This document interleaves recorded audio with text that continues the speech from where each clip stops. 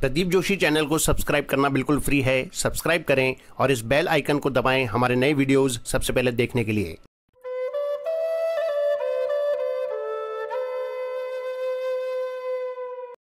स्वामी रामसुखदास जी महाराज को शत शत नमन।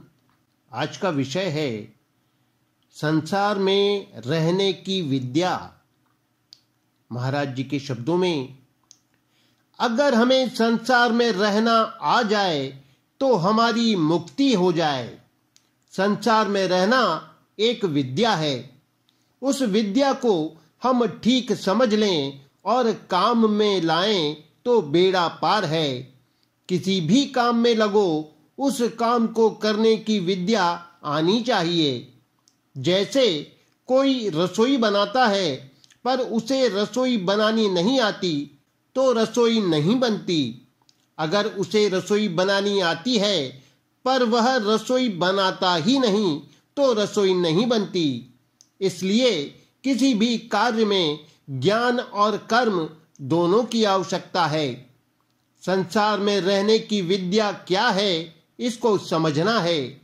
जैसे एक मनुष्य है और उसके माता पिता, स्त्री पुत्र, भाई भौजाई आदि हैं, तो वह उनके साथ केवल उनके हित के लिए ही व्यवहार करे, केवल उनकी सेवा करे, उनको सुख पहुंचाए और अपने सुख की किंचन मात्र भी इच्छा न करे। अगर वह अपने सुख की इच्छा करता है तो उसको संसार में रहना आया नहीं।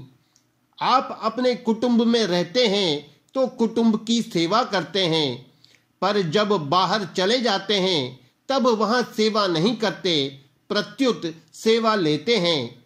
कोई हमें मार्ग बता दे, हमारी सहायता कर दे, हमारे को रहने की जगह दे दे, हमें जल पिला दे, हमारे को ऐसा कुछ दे दे जिससे हम अपनी यात्रा ठीक तरह से कर सकें।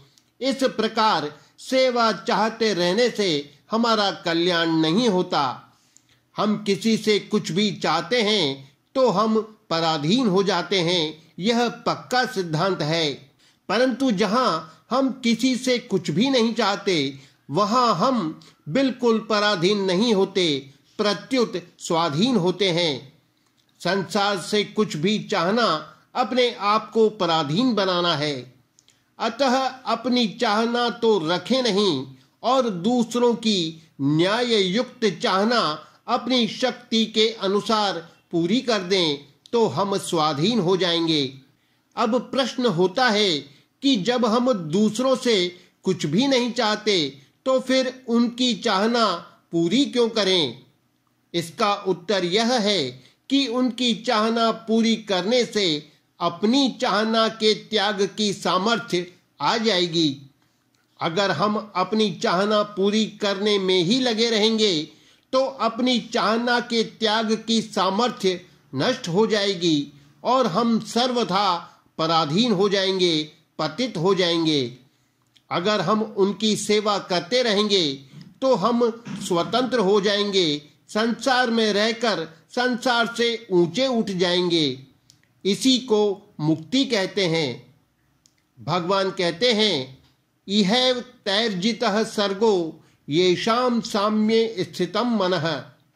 अर्थात जिनका मन साम्यावस्था में स्थित हो गया है, उन पुरुषों ने जीवित अवस्था में ही संसार को जीत लिया है।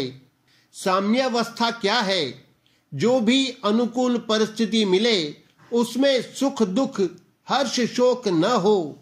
संसार की मात्र परिस्थिति हमें कभी डिगा न सके तो हमने विजय प्राप्त कर ली। यदि संसार की अनुकूलता और प्रतिकूलता ने हमारे पर असर कर दिया तो हम हार गए। अनुकूलता प्रतिकूलता हमारे पर असर कब नहीं करेगी?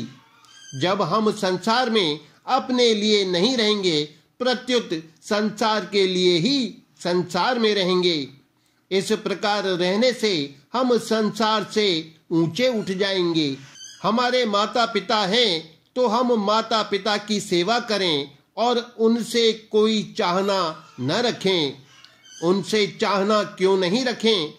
उनका दिया हुआ ही शरीर है, सामर्थ्य है।